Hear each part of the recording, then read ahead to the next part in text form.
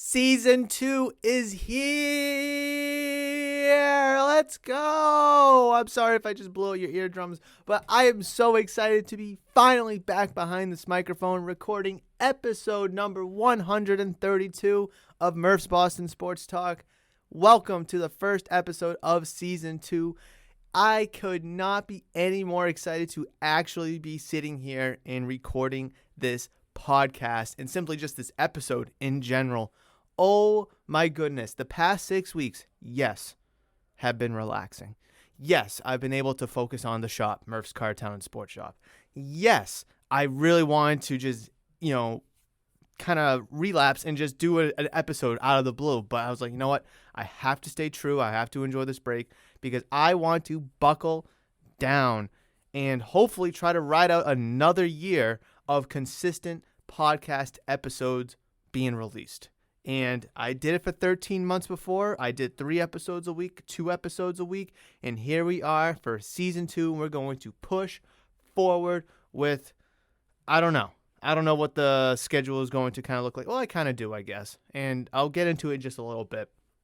But holy smokes, how have you all been doing? I hope you've had a fantastic past few weeks, a past couple months. Hopefully you're having a good week, and the weekend ahead is going to be awesome. The weather is starting to turn nicer. Last time I recorded, it was like 10, 20 degrees outside. I think as I sit here and record now, it's like 55, 6, 7 or so at not even 11 in the morning. So, oh my goodness, times have changed, let me tell you. And players in the NFL, a ton of them, have changed too. And we'll get into that in a little bit because what a terrible time to go on a break. What a terrible time to take an interseason break. I ended after the Super Bowl talking about that, and then I, give you my exiting thoughts about the 4 major sports teams, and at the time there was a lockout, but baseball's back. Football offseason has been wild. Celtics have caught fire, and the Bruins are playing extremely well themselves. So we have so much stuff to get into. And I guess I will kind of spill the beans on the upcoming schedule moving forward here. So, yes, obviously today being April 1st, and it's not an April Fool's joke. I told you all along, I will be first episode of Season 2, April 1st. It's not an April Fool's joke. First episode, April 1st, not a joke. And here we are. April 1st, I'm recording this episode for you guys, and it's not a joke. I did actually think about planning a joke. Since the card shop patrons and the podcast listeners, some are different, some are the same. So if you listen to both the podcast and you also come into the shop, then you'll understand my potential joke I was going to play. But you only listen to the podcast, which a bunch of people just do, then I guess it doesn't really affect you because I was going to make a April Fool's video saying, oh man, the shop has to close. We ran into some financial difficulties. It's just, oh man, it saddens me so much. Aha, April Fools. Aha. I thought about doing that, but I was like, I don't really want to rub off the wrong message here. So I decided not to, but it's something to be chuckly about. So yes, I came through and I promised that I was going to sit and record on April 1st. Here we are. Oh, it feels so good. It feels so good to be here. And I'm just turning up my mic so I can hear myself. And we have so much to talk about. But let me go over the upcoming schedule first. Let me go over that first. So, today, obviously, episode number 132, episode 1 of season 2, however you want to call it. Then we're going to come back on Monday. And we're going to do episode number 133. So, yes, the numbers are just rolling over. I'm not doing, season 2, episode 1, season 2, episode 2. It's just going to do the numerical order. Will just keep on going until we reach, 1,776 episodes. Independence Day, shout out. But then after Monday, we're going to come back for Friday next week, April 8th. And we're going to record an episode then, episode number 134. And then from that Friday forward, there will be podcast episodes for Murph's Boston Sports Talk every Friday thereafter. So yes, I am dropping Monday, except this coming Monday, because there's so much re-entry stuff to talk about, so much re-entry news that we need to discuss. I don't want to jam it all into one episode here today. I'd rather kind of extend it a little bit. There's so much to talk about in terms of football, the Patriots, the Celtics, the Bruins, the Red Sox, baseball in general. What is the NBA playoffs going to look like? What are the NHL players going to look like? I mean, what about the draft? We have to talk about the draft too. So there is a lot of stuff on the agenda that we do need to talk about. So I don't want to jam it all into one episode today. And I feel like this is some stuff that we should be talking about fairly recently, hence why I want to kind of talk about it on Monday and not have to wait a whole nother week come Friday. Because I don't want the news to be kind of any more outdated than it may already be. Like, for instance, the stuff that we're going to be talking about today for football, Aaron Rodgers extension, the Russell Wilson trade, Tyreek Hill trade, Deshaun Watson trade, like topics like that, I'm not going to go super in-depth on, but I will give my opinions about it and, kind of my take.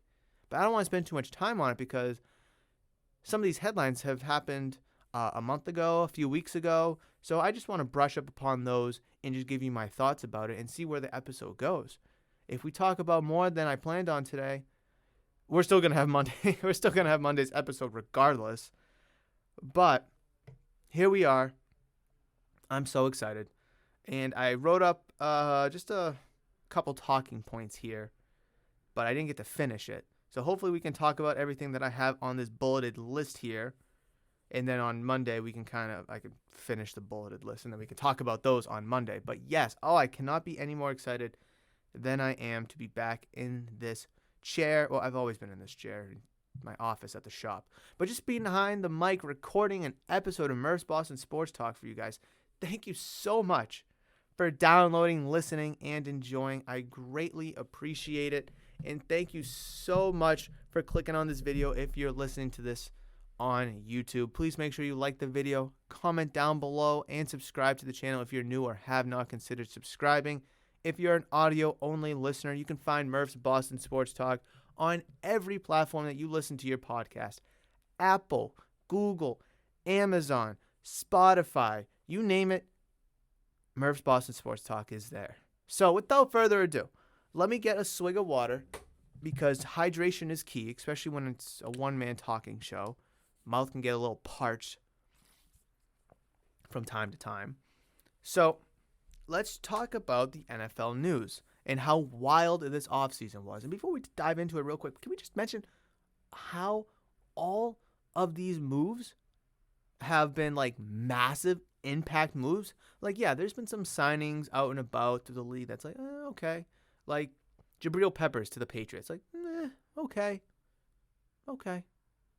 But how about, Aaron Rodgers going back to Green Bay? Like, that's earth-shattering news because there was rumors of him wanting to retire, wanting to go out, get traded, go to Miami, go to San Francisco, go to Denver, wherever it may be. But nope, he stays. Was it 4 years, $150 million? I forget what it is. Something like that, I think. All guaranteed. Absolutely ridiculous. That does keep the Packers in NFC contention. I don't know if they're a top-tier team anymore, especially without Davante Adams. If they still had Adams, and they did when they re-signed Rodgers, or they extended Rodgers, I should say, they were probably the team to beat in the NFC at the time. And the Rodgers extension was like the first shoe to drop, really, which was odd because I figured it would kind of come out late. But, Rodgers won MVP, took some time, and then he made a decision like, hey, yeah, I want to stay, but I need some cash. And he got it. Trust me, he got the money. But like I said, at the time when they had Davante Adams, they were probably the team to beat in the NFC. Yeah, you had the Rams, but at the time themselves, they didn't have Bobby Wagner. They didn't have Allen Robinson. Aaron Donald's future was kind of up in the air. They didn't re-sign Matthew Stafford. So it's like, what are the Rams going to look like in 2022? And that's why I thought the Packers were right up there. But then, I know I'm going to kind of jump around a little bit, the headlines and the order of operations that it happened. But then Davante Adams gets traded to the Las Vegas Raiders. In an absolutely, oh my goodness of a trade. I mean, I heard on the radio one day, Josh McDaniels spent 15 years, I don't know how long, call it 15 years of game planning around not having a number one receiver. And he's in Las Vegas for like not even a month, and he goes out and trades for the best wide receiver in the NFL. I mean, arguably the best wide receiver, but I think, his track record, his durability kind of helps prove that he is the best wide receiver, at least right now, based off the past couple seasons or so. Obviously, you can make the argument DeAndre Hopkins, then you have to look at a little health issue. Cooper Kupp this past year, so that's why I'm going to say arguably. But if you told me he was the best wide receiver in the league, I'm not going to disagree, and I'm not going to complain about it. So he goes to Las Vegas, and now Aaron Rodgers, who put pen to paper, has all this money, but he has no wide receivers because Marquez Valdes-Scantling signed with the Chiefs. I think they still have Allen Lazard. So he's just sitting with all this money, and the Packers have kind of fallen off the totem pole a little bit. Like, they're still in contention for the playoffs, don't get me wrong, and they'll probably still win the North because I don't think the North is all that good. But, like, it just makes me think, like, I think Aaron Rodgers is just in it for the money at this point. Like, he has his one Super Bowl win all the way back in, 2010? Whatever it was, 2009, 2010? So it's like, are you trying to win another one? Like, are you just sick of, the back-to-back failures, so you just kind of want to cash out, and that's it? Like, is that the plan here? And, like, I've been a big fan of Aaron Rodgers. I love his play style. I think he's a great quarterback. He can make a lot of plays. A lot of hard plays look simple and easy. A lot of throws that should be hard and not made, that he makes them. Great regular season quarterback, but come playoffs, it's true. He's kind of chokes. He's a bum in the playoffs. Now, is that a knock on him, the team, Mike McCarthy when he was there? Is it a knock on Matt LaFleur? I don't know, and I don't really care. But what are the Packers going to try to slowly rebuild through the draft? Maybe draft someone at 20, whatever they have? Probably. Because they need somebody. They need someone to throw the ball to. And they need to find a way to keep Rodgers happy because that contract is fully guaranteed. And if he shoots himself out of Green Bay, which he probably could do, easily could do, and he almost did, then he's still going to get all that money from the Packers. But that is my take on that whole Aaron Rodgers situation, and kind of, via the Devontae Adams. I'll kind of circle back to it in a little bit. But let's talk about the Russell Wilson trade here. So the first quarterback to get traded, and again, probably the second shoe to drop, was Russell Wilson getting traded from Seattle to the Denver Broncos in an absolute blockbuster deal where the Seahawks got a ton of picks. They got Drew Lock, Shelby Harris, a nose tackle, and Noah Fant. Big blow to the offense trading away Noah Fant. But hey, you get Russell Wilson, who's like 32, says he wants to play another 10, 12 years, win 3-4 more Super Bowls, all with the Broncos, everything you want to hear. So it's like, yeah, absolutely. We'll trade away our first-round pick. We'll trade away our second-round pick and, Noah Fant. Sure. We'll do all that because they still have Tim Patrick, Cortland Sutton, KJ Hamler, and Jerry Jeudy. This team is going to be good. I'm telling you, like, as long as their defense can make that leap from last year, because they were pretty solid last year, to this year, that defense is going to be very, very good. And that offense is going to be even better. Like, I think the Broncos are a sleeper team in that AFC West. AFC West is absolutely loaded. You have the Chiefs, who obviously trade Tyreek Hill. I'm actually going to talk about him in a second. I mean, they're still pretty good. You have the Denver Broncos with Russell Wilson now. You have the LA Chargers with a up-and-coming Justin Herbert. That team just re-signed Mike Williams. They still have Keenan Allen. I mean, they look like a force to be reckoned with, hopefully. And then you have the Las Vegas Raiders, who made the playoffs, but before the Devontae Adams trade, probably had them at the bottom of the AFC West. Now they traded for Devontae Adams. They signed Chandler Jones from the Arizona Cardinals. So, I mean, it's like, who looks like the worst team in that division? I mean, they all look like a 10-win team. They all do. And I made a bold prediction at the shop. I made a bold prediction last night. It was like the first time I did it. And I said the Chiefs won't win the AFC West. And is that bold? I mean, look at who their quarterback is. I'm going to say that it kind of is bold in compare when you're looking at who their quarterback is. But like I said, no Tyreek Hill. Yeah, they signed Juju. Yeah, they signed MVS. But that defense is still a shit show. That defense, I mean, hasn't re-signed Tyrann Mathieu. They haven't made any big moves besides trading Tyreek Hill. Yeah, they got a ton of picks. Yes, that's fantastic. They got a ton of draft capital to maneuver the board and maybe use those picks to trade for somebody else, which is all jolly and dandy. But when you see the Denver Broncos going out and trading for Russell Wilson, a Super Bowl winning quarterback, and someone who is very good and can utilize 4 really good receivers, that's going to be tough to overcome, especially when you have to play that team twice a year. And then you look at the Chargers, the up-and-coming Herbert, and I forgot to even mention Austin Eckler. I said Mike Williams and Keenan Allen. Totally forgot about Austin Eckler. So you got those Chargers, and then you got the Raiders, who sneaky could be the best team in that division. Like, I'm not gonna go and actually say it, but like, you could convince me. Darren Waller, Hunter Renfrow, Devontae Adams, Josh Jacobs, Derek Carr, Chandler Jones, studs. That team is full of studs. So, that AFC West has shaken up a tremendous amount. Yeah, the Broncos looked good last year. The Raiders made the playoffs. They looked good. The Chargers were on the brink. They looked good last year. And then, obviously, the Chiefs sucked to start, great to finish, fell short in the AFC title game. But, it's not a shoo-in anymore for them to win the division. Like, obviously, I would assume the odds are probably in their favor to still win.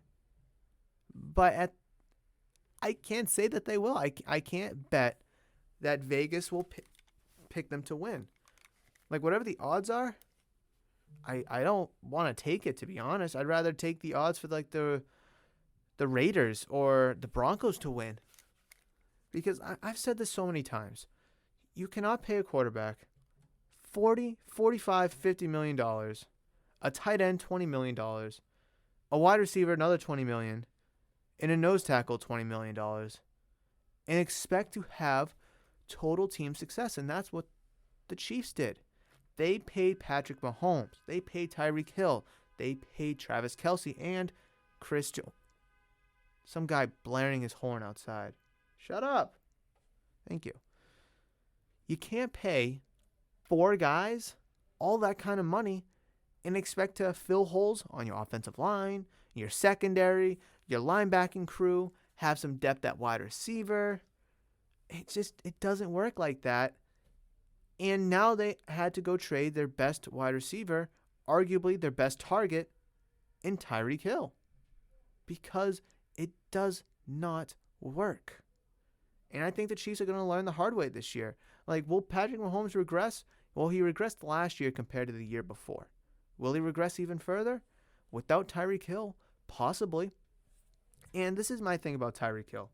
I guess I'm kind of jumping ship to the Chiefs. I guess I'm done talking about Russell Wilson. Tyreek Hill was an all-pro special team returner with Alex Smith. Now Tyreek Hill had Patrick Mahomes for the past handful of seasons. Is Tyreek Hill a product of Patrick Mahomes? Or is Patrick Mahomes a product of Tyreek Hill? Because Travis Kelce had Alex Smith for a little bit too, and he performed very good, but he's really taken off with Patrick Mahomes. And there's no doubt that Patrick Mahomes is a great quarterback. And I don't think any of those guys made Patrick Mahomes. I personally believe that he made them. Travis Kelce, again, probably a top 5 tight end before Patrick Mahomes. Now he's a top 2, arguably not 2. It's Patrick Mahomes' skills and ability to roll out of the pocket, extend plays for another 2, 3, 4, 5 seconds to find, the speedy Tyreek Hill just running across the field because the secondary can't keep up and defend for 7 seconds. And I think those broken plays is what's really able to make Tyreek Hill thrive. And yeah, you could even argue made Travis Kelce thrive as well. You could even argue that it helped to make Patrick Mahomes thrive. Sure. But Mahomes, it starts with Mahomes' ability to roll out, move up in the pocket, escape the pocket, and extend the play, like I said, 2, 3, 4, 5 seconds, because the secondary and the defense cannot guard receivers for 5, 6, 7, 8, 9, 10 seconds. Look at the Patriots in the playoffs against the Bills this year. Josh Allen had 6, 7, 8, 9 seconds to throw the ball. And after time, no matter if you're in a man or zone, after that amount of time, he's going to find somebody because broken plays, receivers just kind of run around, little hand signals, a couple winks here and there, and you're on the same page. And then the quarterback's able to find the open receiver. It's very difficult for defenses to defend. And I really do believe that helped Mahomes, that helped Kelsey, that helped Hill.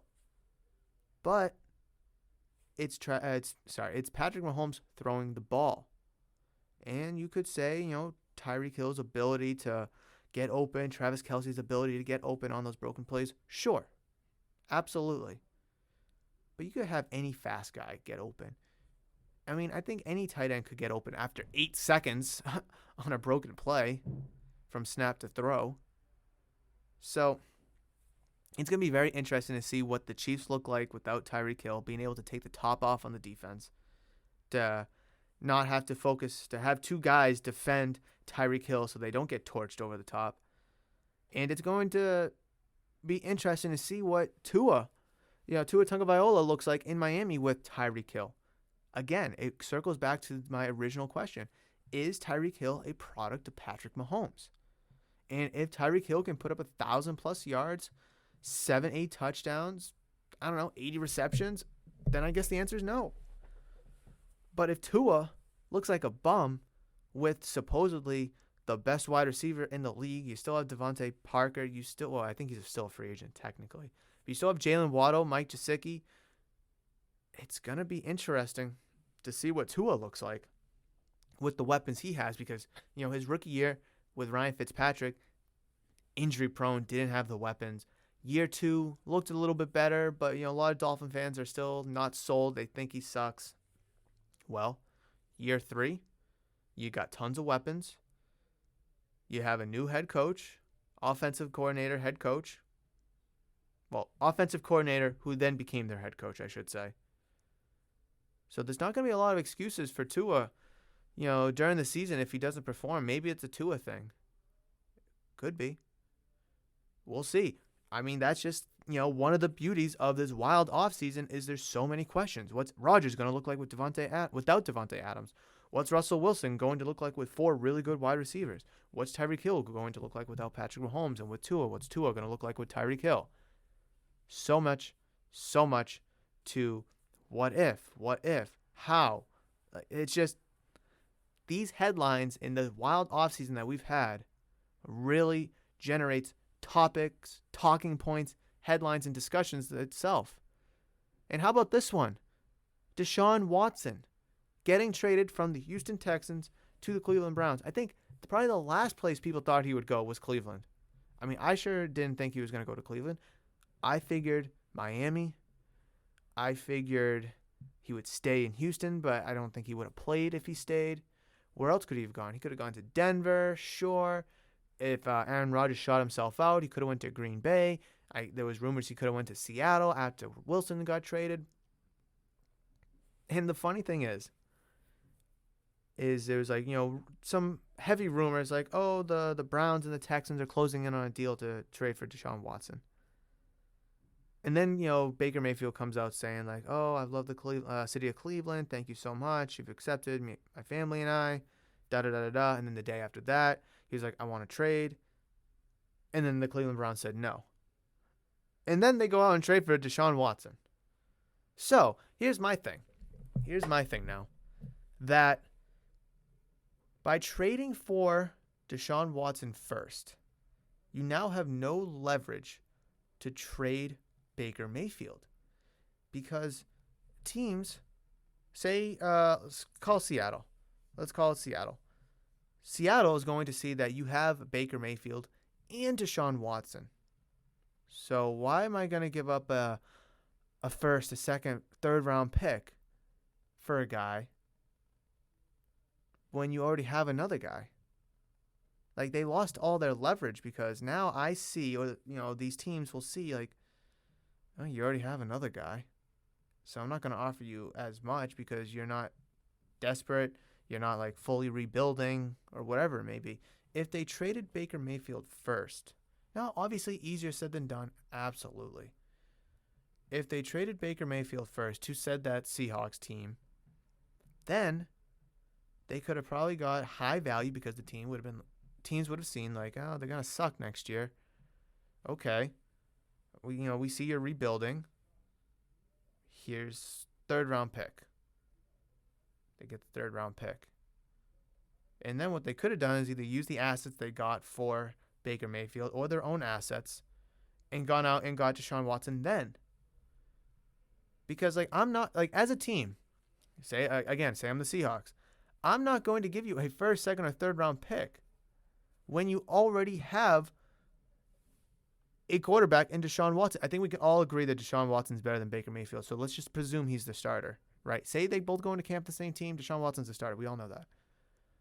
But I'm not going to overpay for a guy that you're just trying to get rid of to replace with another guy you already got. I'm not going to get in a bidding war with myself because you now have to move Baker Mayfield. Beforehand, if you traded Baker before you traded for Deshaun Watson, you did not have to trade Baker. But now with Watson, you have to trade Baker. So I'm only going to offer you a 6th-round pick because I'm not going to get in a bidding war with myself. I'm not going to outbid myself. It sucks for you that you traded for Deshaun Watson first, lost all your leverage in negotiations because, again, teams would see that you're hitting the total reset button, getting rid of Baker, just going to start over with maybe a quarterback in the draft or try to go out and sign like a Jameis Winston or Marcus Mariota when they were available. So that's just kind of my take on it, and I guess that transitions me into where's Baker going to play next year? Where is Baker Mayfield going to play? Falcons signed Marcus Mariota. The Saints re-signed Jameis Winston. The Seahawks, they traded for Drew Lock when they traded Wilson away. So, yeah, he could go there. Carolina Panthers, I believe, still has a job available. Who else? The 49ers haven't committed to Trey Lance yet. They haven't committed to Jimmy Garoppolo yet. The Vikings, I believe, committed to Kirk Cousins. I could be mistaken about that. Let's see. The Texans, I'm assuming with them trading to Deshaun Watson, they're going to go with Davis Mills. Pittsburgh signed Mitchell Trubisky. Ravens got Lamar. Steelers, they have Trubisky. I don't know. I don't know where he's going to go. I mean, a lot of these quarterback jobs are getting... Oh, the Washington Commanders traded for Carson Wentz. So, Colts, I guess the Colts are still available, but they have Sam Ehlinger, who they drafted last year. I don't know where he's going to go. It's going to be very, very interesting to see where Baker Mayfield goes. Is he even going to get a starting job next year? I mean, there's tons of backup jobs available. Could that be what's left for him, is to be a backup? Now, I guess the question is he even good to be a backup? Because good to be a starter, yeah. I mean, he's shown the ability to get you to the playoffs, to win a game. He's shown you the ability to take a poverty team in the Browns and, help rebuild them. So, him on the Seahawks wouldn't be a terrible idea. No expectations to win. But if he can't land a starting job, should he be a backup quarterback? I mean, I would take any job I can get, right? But I don't know. I mean, this offseason's been crazy. I would think that there's a backup job because I do think he's one of the best 40 quarterbacks. I know there's 32 teams, but just call it 40 quarterbacks in the league. Maybe on the lower half of that spectrum, maybe like 25 to 35, I'd like to think. With the potential and the ability to be a top 10 quarterback. I mean, that's the kind of player that he is, but who knows? That's going to be something that we're going to have to wait and talk about when that actually happens and when that news drops. The Devontae Adams trade we already talked about. Chandler Jones we already talked about.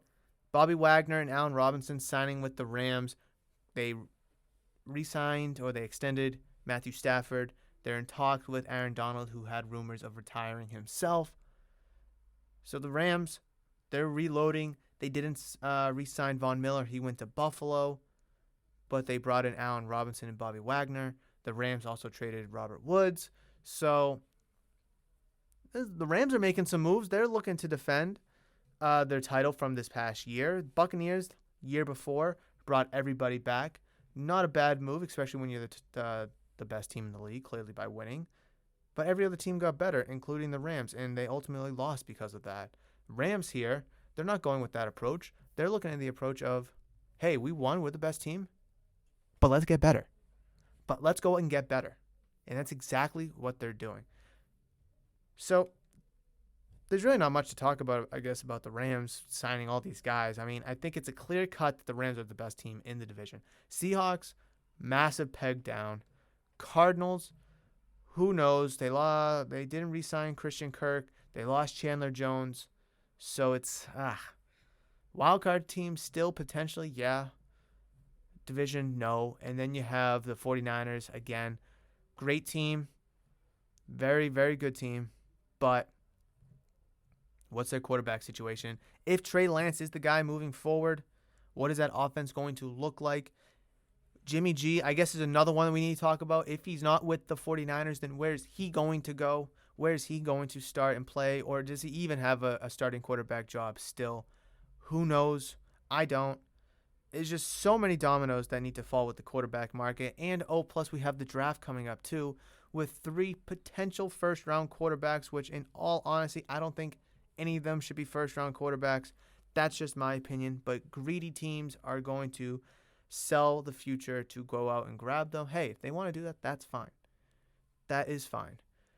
But there's one particular topic that I want to talk about and maybe spend a few moments on as it will kind of migrate into a separate topic. And that's the Chargers signing cornerback J.C. Jackson. Now, I don't have a problem with them going out spending money and getting the top available cornerback on the market. I ain't got no problem with that.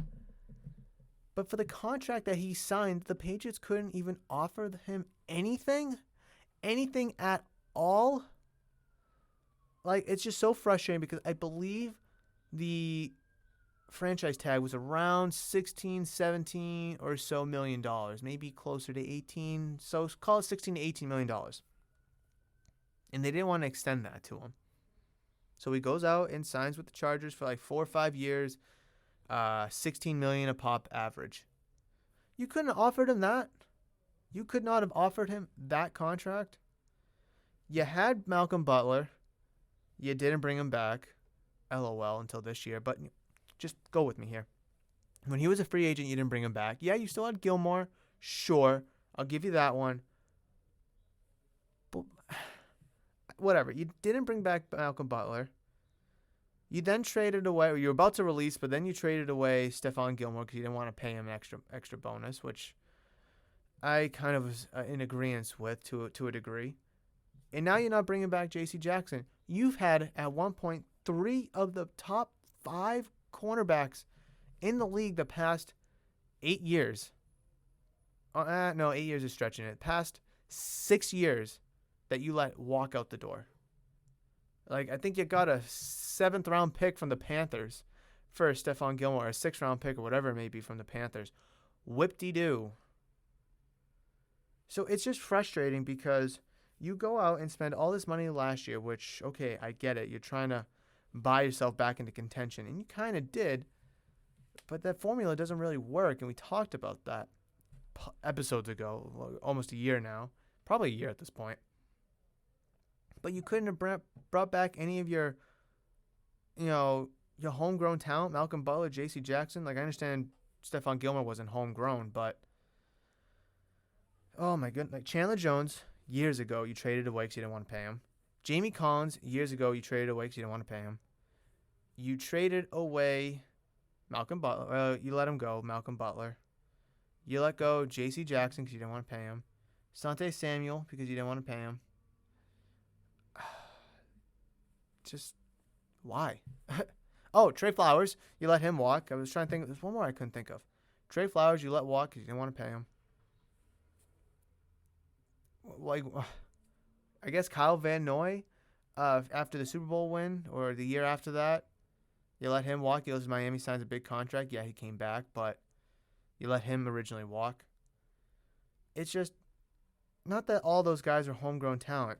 Chandler Jones, Trey Flowers, Jamie Collins, Malcolm Butler, J.C. Jackson, all homegrown guys. And you let them walk away for virtually nothing. Chandler Jones, you got a second-round pick for, sure, but what did you use and turn that into? Absolutely freaking nothing. Cyrus Jones, who got cut the year after. Oh, my God. No, I think they used a tackle with that pick. I don't even remember. I don't remember.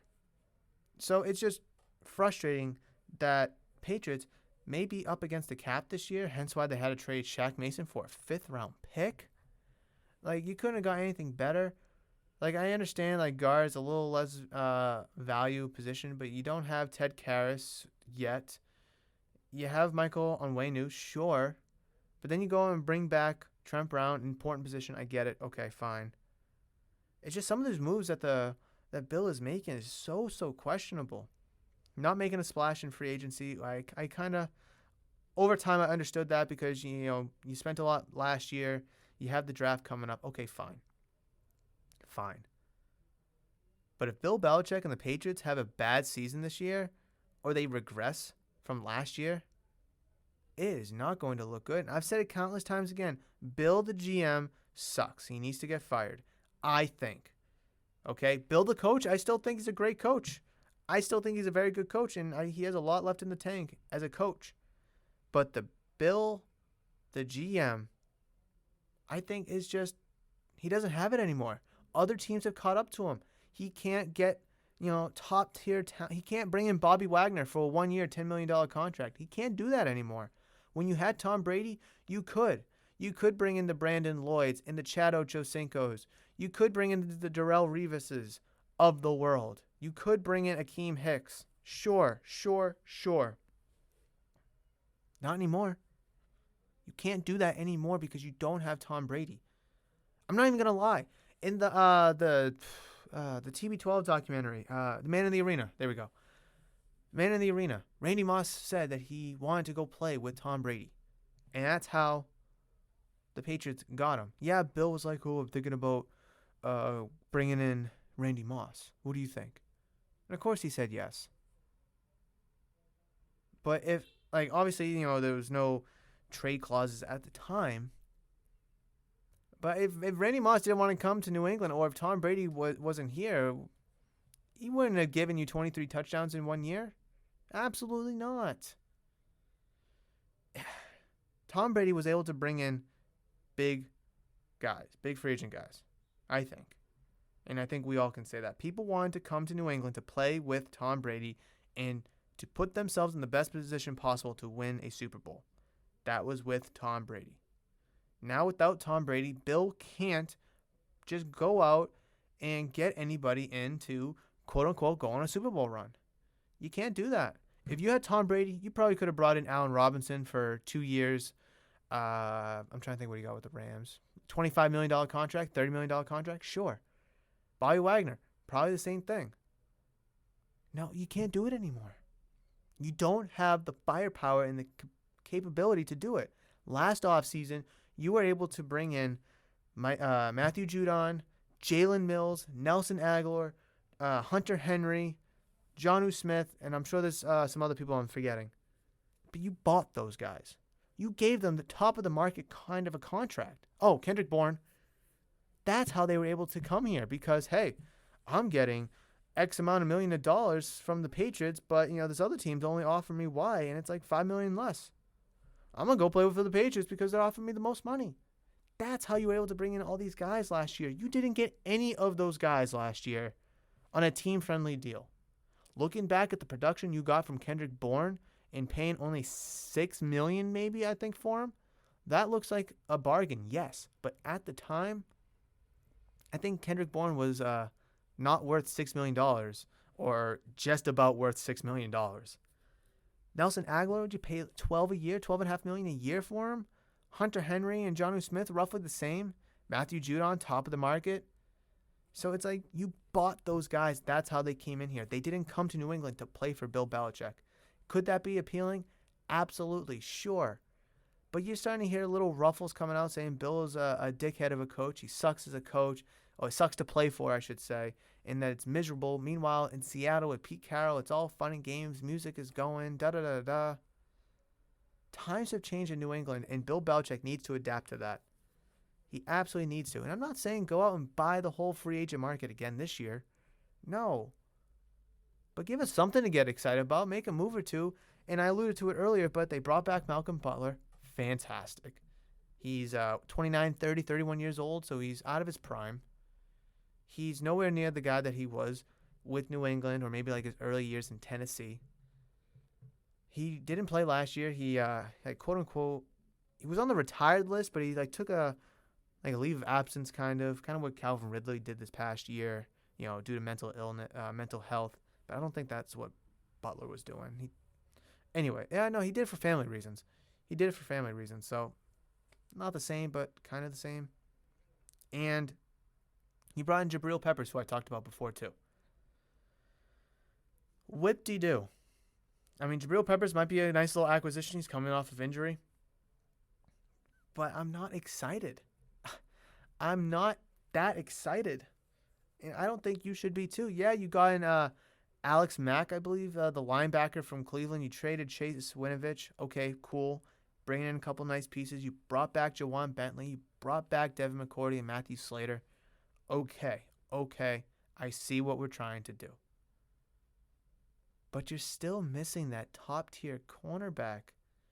And funny enough, Stephon Gilmore is still out there. You could possibly go sign him if he even wants to come back. So it's like, okay, the front seven is starting to look solid. Okay, I don't think it's good.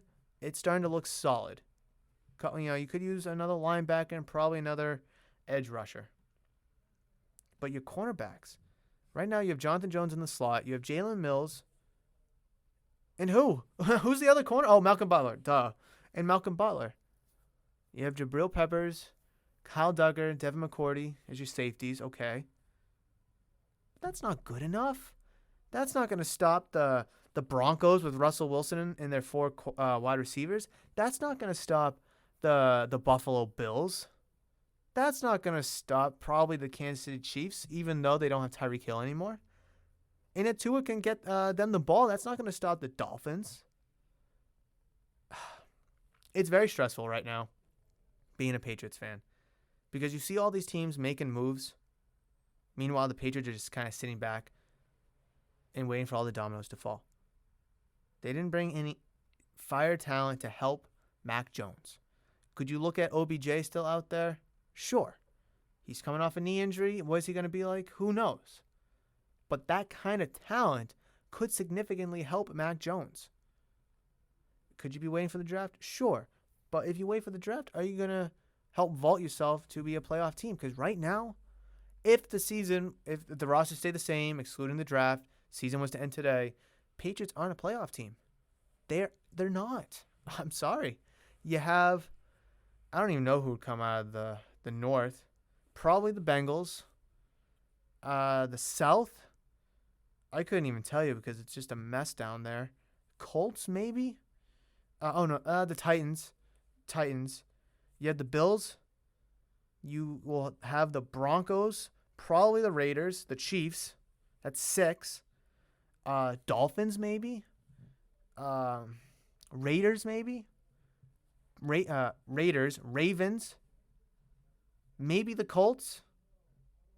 There's just, you're probably around the 7th to 10th best team in the conference. At best. So, Mac Jones had a fantastic rookie season. Put up great numbers with essentially nobody. Let's be honest. Kendrick Bourne had a nice season. Jacoby Myers had a nice season. Hunter Henry had a nice season. Yes. James White's coming back. That's fantastic. Hopefully they can find a way to utilize Jonnu Smith a little bit better. Okay, I'm on board. Could you get a receiver in the draft? Yes. Could you get one of those Alabama guys that he used to throw to? Jameson Williams, John Mechie. Okay, I can sign up for that. I would actually really, really like that, and I'll talk about that more as we get closer to the draft. But is that going to be enough? And I don't think it is. because the AFC is locked and loaded. All of these quarterbacks in the AFC have weapons to throw to. Just about all of them have weapons to throw to. Tua, Tyreek Hill, Patrick Mahomes, Travis Kelce, Russell Wilson, Tim Patrick, Cortland Sutton. Derek Carr, Devontae Adams, Herbert, Keenan Allen, Austin Eckler, Mike Williams, Matt Ryan. Okay, Michael Pittman. Yeah. Okay, I get that. Lamar Jackson has Hollywood Brown. You have in Tennessee, you have, what's his name? A.J. Brown. I know he and Robert Woods. Davis Mills. I mean, Brandon Cooks was down there. Is he going to come back? Who knows? But they could bring him back. And, hey, Brandon Cooks is probably the best receiver, would be the best receiver on your team if he was here in New England. Ironically, again. Okay, Trevor Lawrence, maybe not so much. Oh, Josh Allen, Stephon Diggs. Duh. All these guys. And what? Mac Jones, Kendrick Bourne, Jacoby Myers, Hunter Henry. Like, that doesn't get me excited. Okay, and Matt Ryan and Michael Pittman doesn't get me excited either. But still. Like I said, Allen Robinson would have been nice. I think OBJ would have been a nice fit because you have the talent and the potential and the skill set to be a great wide receiver still in this league, and I think that's what Mac Jones needs.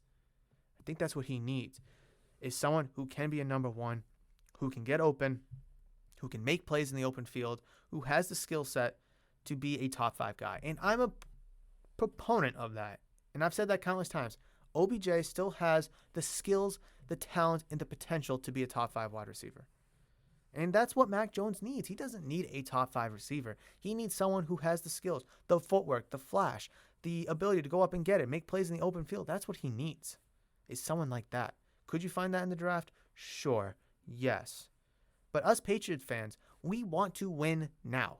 And the way that the team is constructed right now, you're not winning jack squat. Because honestly, you look like, and you probably are, the 3rd best team in the division behind the Bills and the Dolphins.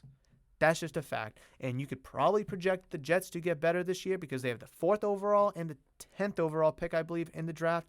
Plus, you have Zach Wilson coming back from a rookie season, going into year 2 himself, just like Mac Jones. And you could probably expect them to make some progress there in New York. They got a good coach in Bob Saleh. Things are starting to look a little bright for the Jets in New York, or New Jersey, I should say. And meanwhile, Patriots are just running in place. So it's very early to jump down the Patriots' throat. But looking at the Rams and all the moves they made, looking at the Raiders and the moves they made, Dolphins obviously bringing in a great weapon, the Broncos getting a massive upgrade at quarterback, the AFC is significantly better than the NFC. And the Patriots play in the AFC. It is going to be very, very difficult for the Patriots to have success in the conference, let alone their division. And I'm very worried about that. I am very, very worried about that. And to stay with football, I guess this episode is going to be full of football. It's the off season, but we're still talking football. I know I've talked about a ton of NFL topics and headlines from the wild off season. I just talked about the Patriots immensely, but I do also want to talk about Tom Brady and his retiring, which I addressed before the end of season 1. And between then and the start of season 2, he's come out of retirement. Welcome back to the league. I remember I was sitting here. I made such a sad, depressing video. Oh, my favorite player is retired from the league. Oh, no. And then he comes back. I'm so overjoyed that he's back. I really am. But there are questions to follow. What does this mean for the Tampa Bay Buccaneers? Well, we've already seen Bruce Arians go from a head coach to a front office position. Todd Bowles is now the head coach in Tampa Bay. So Tom Brady's return has brought a new head coach. Okay. Still no Gronk yet. Chris Godwin they brought back. Mike Evans they still have. Ronald Jones is gone. They re-signed Leonard Fournette. So the team is looking decently. They got Shaq Mason. The team is looking better. I don't want to say better, but they're retooling and they're regrouping. Because I think the Buccaneers are still a top 3 team in the NFC based off of Russell Wilson now gone. Matt Ryan's now gone. Drew Brees, obviously, he's been gone. Jimmy Garoppolo is probably not going to be a quarterback for the 49ers, so you could probably expect them to regress a little bit. Panthers don't have a quarterback, so now I'm trying to look at the division and opponents they had. Cowboys don't have Amari Cooper anymore. So, yeah, I'd probably say probably a top 3 team in the NFC. I couldn't tell you who the other 2 are. Do we even put the Packers in there? I don't know. Obviously, the Rams. That's a given one. The NFC, the Cowboys, I guess. Oh, man, that's actually kind of tough. I'd probably say no order. Maybe order. Rams, Bucs, Cowboys, Packers. If I had to do a top 4, I guess, right now. But anyways, so Tampa Bay, retooling, regrouping, looking to not hit a hard reset, but like I said, retool, regroup for 2022.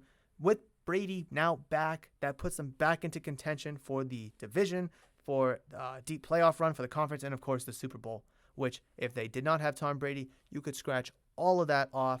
Maybe the division, maybe, depending on who that quarterback would have been, if they went with Kyle Trask or if they brought in a veteran to bridge the gap, because they still have a ton of good players on that team. But Tom Brady just significantly makes you so much better. You look at what the Patriots had in 2019 with Brady to what they had in 2020 with Cam Newton. You saw what the Buccaneers had in 2019 with whoever, Jameis Winston, and then you see them in 2020 with Tom Brady. It's just night and day. It's just absolutely night and day. But even with Tom Brady now back, it does not guarantee that he will be their starting quarterback come week 1, because there's still rumors that he was going to go to Miami, and he still may, I guess. I mean, I think Tua, I think, will be the quarterback down there. I understand Tom Brady's building a house down in Miami, so I kind of get it. Miami's not that far from Tampa Bay, but obviously you're not going to commute from Miami to Tampa Bay every day, but it's like a nice little off-season house and nice warm weather. Obviously, if Tom Brady wanted out of Tampa Bay so badly, he's not leaving because of weather, like in New England where it was trash weather 9 months out of the year. But there's rumors he could go to San Francisco, his childhood home. There was like small rumors he could go to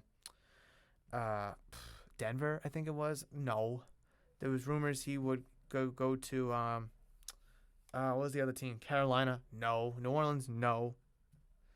It's either Buccaneers or the 49ers, I think. I just don't think the Dolphins would sell the future to bring in Tom Brady for 1 year maybe. What else do they have to trade? They just traded a bunch of draft picks for Tyreek Hill. It just doesn't make sense. And Tom Brady would actually be a good fit in San Francisco. Maybe Trey Lance isn't ready yet. Let Trey Lance learn from Tom Brady for 1 year. You already have a really good roster set in stone in place in San Francisco. You're a quarterback away from being a Super Bowl contender, or a Super Bowl team, as we saw last year. And you're also, again, a quarterback away from being a Super Bowl contender this year coming up in 2022. So Brady to San Francisco makes way more sense than Brady to Miami. Way more sense. Childhood homes, San Francisco, childhood home, Northern California. 49ers, his childhood team. They're a quarterback away because they already have a great foundational roster. Then you have Trey Lance who, hey, let this kid, our future for the next 10, 15 years, learn from Tom Brady. Like Jimmy G, poor man's Tom Brady, but let him learn from the actual master, the GOAT. Makes a lot of sense. Plus they have, I don't know what their draft capital looks like this year because they traded up last year to the number 3 spot to draft Trey Lance. So I don't know how much draft capital that they have. I would assume more than the Dolphins, but that's besides the point. But Tampa Bay, I mean, you already have a great foundation there. You already hit the reset button, and you had to, restart everything when you went from New England to Tampa Bay. And I don't think a 45-year-old quarterback is going to want to do that again. I just don't. You already have, I would assume, a home in Tampa Bay. You already have flow and chemistry and some great weapons there. It makes no sense. Just ride it out one more year in Tampa Bay. Great weather, great receivers. You could probably bring Gronk back potentially. Makes a little too much sense for me for him to not go to Tampa Bay, especially with Bruce Arians now not the head coach. If there was any friction, Bruce Arians says there's no friction between each other, but hey, you just never know. You just never know.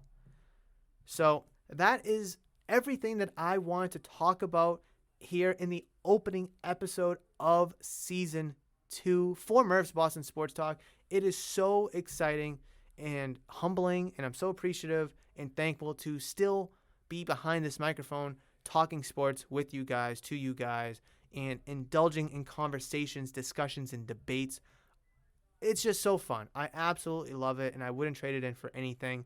The past 6 weeks, like I've said, very relaxing, very nice, but I do feel like home here behind the mic talking about, well, clearly just today was just football, but sports in general. As next episode on Monday, we will talk about the Celtics, the Bruins, and the Red Sox. And if there's any NFL news, major NFL news that has popped up between the end of this recording, before I start recording on Monday, then we'll obviously address it because that's what we do. We talk about major sports headlines here on this podcast. I'm very excited. And if you're new to the podcast, thank you so much for joining. I'm glad you were able to run across the podcast, and I hope you enjoyed today's episode. I cannot wait to talk more about... I hear a dog barking. A dog outside? Whatever. Where's my train of thought? I cannot wait to talk more about sports. I can't wait to actually indulge into Boston sports more next episode, like I said, with the Bruins, Celtics, and Red Sox, as today was very NFL and Patriots heavy. And all due respect, there was just so much that happened, and we absolutely had to talk about most of the headlines that happened over the past 6 or so weeks. But that is going to wrap it up for today's episode. Again, thank you so much for downloading, listening, and enjoying, and I cannot wait to enjoy Season 2 with all you folks. If you're an audio-only listener, again, thank you so much for downloading, listening, and enjoying. You can find Murph's Boston Sports Talk on all audio-only platforms: Spotify, Amazon, Google, Apple, Stitcher, you name it, it's there. And if you listen to this on YouTube, thank you so much for clicking on this video. Thank you so much for watching today's episode. And if you enjoyed it, please make sure you smash the thumbs up button. Comment down below any thoughts, questions, comments, concerns, anything you want to debate or discuss about that we mentioned here in today's episode. And also, please hit that giant red subscribe button, as I greatly appreciate that. You can find me on social media at Murph's Cardtown. You can find me on Twitter, Facebook, and Instagram at Murph's Cardtown. Again, that is going to do it. I hope you have a fantastic weekend. Enjoy the nice spring weather that we're having. And I will catch you in the next one for episode number 133. But between now and then, you guys know that I love you, and I will always, always see you.